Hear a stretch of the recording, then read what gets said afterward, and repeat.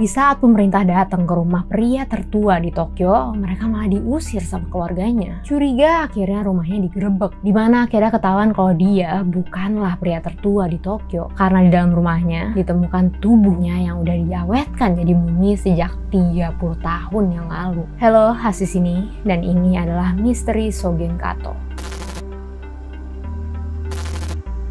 Jepang terkenal akan banyak hal. Antara lain, mereka adalah negara dengan penduduk paling panjang umur di dunia. Penyebabnya adalah gaya hidup mereka. Dengan kebiasaan jalan kaki, ditambah dengan kebiasaan makan mereka yang lebih sering mengkonsumsi ikan dan protein nabati dibanding daging merah, serta lebih sering minum teh dibanding minuman instan bergula tinggi. Dari seluruh populasi mereka, cuma sekitar 5% dari pria dan 3% dari wanitanya yang menderita obesitas. Ini sangat jomplang dibanding dengan tingkat obesitas dunia, yang di tahun 2023 mencapai 39%. Dengan tingkat obesitas yang rendah, orang Jepang bisa terhindar dari berbagai penyakit berbahaya, antara lain penyakit jantung dan kanker, yang merupakan 2 penyebab kematian tertinggi di dunia. Jadi nggak aneh kalau lebih dari 90.000 penduduk Jepang mencapai usia lebih dari 100 tahun. Salah satunya, atau paling nggak berdasarkan catatan sipil Jepang, adalah seorang pria bernama Sogen Kato. Sogen Kato lahir pada 22 Juli 1899. Sebagai referensi, di tahun 1899 mobil bentuknya kayak gini dan telepon kayak gini, sehingga kebayangkan berapa lamanya dia hidup. Di tahun 2010 Kato mencapai milestone penting, yaitu usia 111 tahun. Segitu aja udah pencapaian yang luar biasa. Tapi bukan cuma itu, dengan umur segitu dia jadi pria tertua seantero Tokyo. Jelas pemerintah mau tahu keadaan Kato. Setelah ditelusurin, diketahui kalau Kato tinggal di distrik kota Adachi dengan 1 putrinya dan 2 orang cucunya. Tapi pas petugas nyamperin ke rumahnya, mereka berkali-kali diusir oleh anggota keluarganya. Berbagai sumber nyebutin alasan yang berbeda-beda. Antara lain Kato udah mati otak sehingga nggak bisa berinteraksi dengan orang lain. Tapi ada juga yang bilang kalau cucunya ngaku kakeknya baik-baik aja, tapi nggak mau ketemu siapa-siapa. Masih di tahun 2010, pemerintah berniat buat ngasih dia penghargaan sebagai pria tertua di Tokyo pada Hari Penghormatan Orang Lanjut Usia, sebuah hari libur resmi di Jepang yang diadakan setiap bulan September pada hari Senin di minggu ketiga. Sehingga pada 27 Juli 2010, beberapa hari setelah ulang tahun Kato, petugas kembali datang ke rumahnya buat nyampein maksud ini. Tapi lagi-lagi mereka diusir oleh keluarganya dengan bilang kalau mereka nggak mau nerima penghargaan ini. Di titik ini, petugas baru sadar ada yang nggak beres. Polisi dipanggil buat masuk paksa dan ngegeledah rumahnya. Dan akhirnya mereka bisa ketemu pria tertua di Tokyo. Tapi nggak disangka-sangka kondisinya udah meninggal dunia. Dan kelihatannya bukan baru-baru ini. Di sebuah kamar di lantai 1, tepat di samping pintu masuk, polisi menemukan jasad Kato terbaring di kasur, mengenakan piyama dan celana dalam,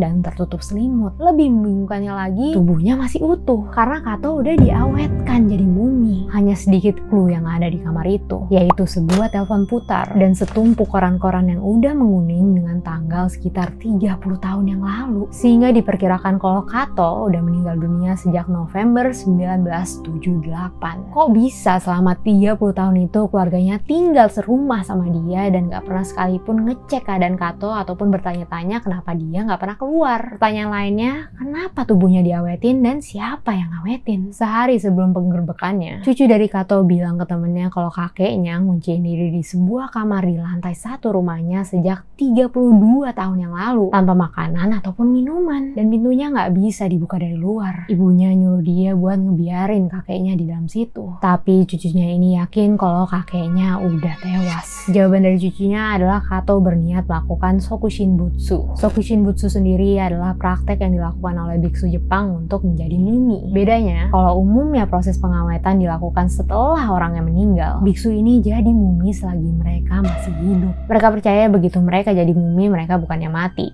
tapi masuk ke fase meditasi abadi. Selanjutnya aku bakal jelasin proses Sokushinbutsu. Tapi kalau kalian mau skip, bisa ke detik ini. Proses Sokushinbutsu sangat berat buat dijalanin. Dikabarkan kalau dari sekitar ratusan biksu yang mencoba, cuma sekitar 20-an yang berhasil. Sekitar 1000 hari atau 3 tahun pertama, mereka cuma boleh makan kacang-kacangan dan akar-akaran yang mereka cari sendiri di hutan, sehingga lemak, otot, dan cairan tubuh mereka berkurang dengan drastis. Ini karena buat jadi mumi perlu kondisi tubuh yang kering, sehingga bakteri dan parasit yang membuat tubuh membusuk setelah kematian nggak bisa hidup. Tapi seringnya 3 tahun ini nggak cukup, sehingga sebagian besar biksu yang melakukan Sokushin Butsu ini harus mengulangi puasa menyiksa ini selama 6 atau bahkan 9 tahun lamanya. Setelah tahapan ini selesai, mereka nggak akan makan sama sekali, dan juga perlahan-lahan mengurangi konsumsi airnya sampai mereka sama sekali nggak minum. Ada sumber yang bilang juga kalau mereka bakal minum teh beracun yang bakal membuat mereka muntah, keringetan, dan buang air sehingga cairan di dalam tubuh mereka semakin sedikit. Ini dilakukan buat mempercepat kematian dan juga semakin mengusir bakteri dan parasit. Ketika dirasa udah siap, biksu bakal masuk ke dalam kotak kayu yang cuma cukup buat mereka berada dalam posisi lotus, di mana kotak itu tersambung dengan bel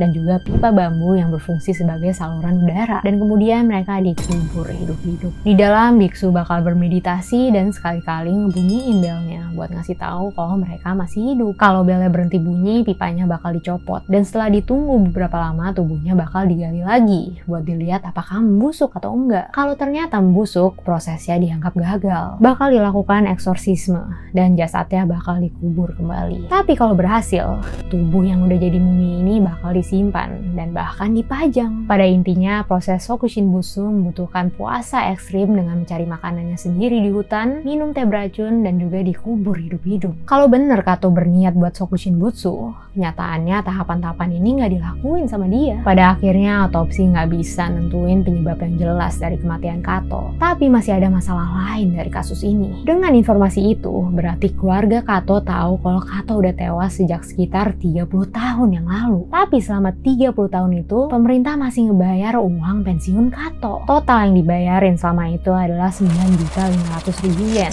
atau sekitar 1,8 miliar rupiah. Dan semuanya dipakai oleh keluarga Kato. Ditambah lagi dari tahun 2004 setelah istri Kato meninggal. Sebagai suaminya, Kato juga nerima Survivors Mutual Pension yang totalnya sampai 2010 adalah 9.450.000 yen atau sekitar 1,8 miliar juga. Dari sini, sekitar 1,16 miliar udah ditarik oleh keluarga Kato. Kemungkinan Kato juga nerima tunjangan lansia semenjak umurnya menginjak 70 tahun. Dan kemungkinan besar ini juga diambil oleh keluarga Kato. Seharusnya sejak awal uang ini nggak dikirimkan ke Kato karena dia udah meninggal dunia. Sehingga uang ini jelas bukan hak dia, apalagi keluarganya. Keluarganya sengaja nggak melaporkan kematian Kato supaya mereka bisa menikmati uang ini. Sehingga pada Agustus 2010, putri Kato yang berusia 81 tahun bernama Michiko dan cucu Kato yang berusia 53 tahun bernama Tokimi ditahan atas penipuan. Pada akhirnya Michiko atau putrinya dijatuhi hukuman 2,5 tahun penjara. Tapi ditunda selama 4 tahun karena dia berhasil ngebayar uang yang udah dia pakai, dan menurut hakim dia juga nunjukin rasa bersalah. Setelah kasus Shogun Kato, pemerintah berusaha buat nyari orang-orang dengan usia di atas 100 tahun lainnya. Mereka berusaha nyamperin wanita tertua di Tokyo saat itu,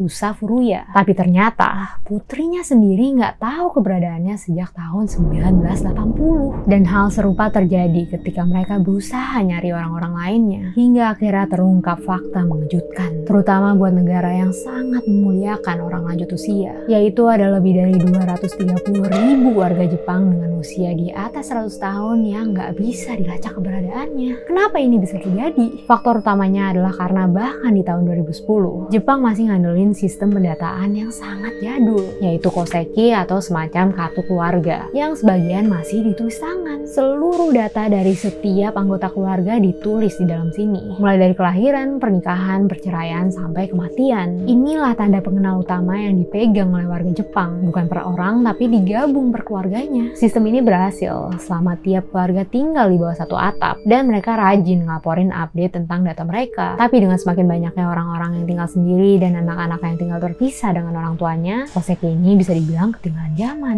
Kalau ada satu anggota keluarga yang meninggal dan nggak diketahui atau nggak dilaporin sama anggota keluarga yang lainnya, maka data mereka nggak akan keupdate dan bakal dianggap masih hidup oleh pemerintah. Oleh karena itu, di data sipil Jepang terdapat warga yang mencapai usia 150 bahkan 200 tahun. Pemerintah percaya kalau sebagian dari mereka udah tewas karena perang, bencana alam, pindah ke luar negeri, atau simply nggak dilaporkan. Mungkin untuk alasan yang sama dengan kenapa Shogun Kato nggak dilaporkan. Namun sekarang udah ada kemajuan di sistem Jepang, karena sejak tahun 2015, setiap individu udah punya nomor identitas dan tanda pengenal semacam KTP bernama My Number Card. Dan dipantau apakah mereka masih hidup atau enggak setiap mereka pakai fasilitas umum, kayak layanan kesehatan. Dengan pendataan yang lebih baik, harapannya nggak perlu waktu sampai 30 tahun buat tahu kematian seseorang. Kalau kalian suka video ini, jangan lupa cek kisah aneh tapi nyata lainnya di channel aku. Sampai jumpa di video selanjutnya.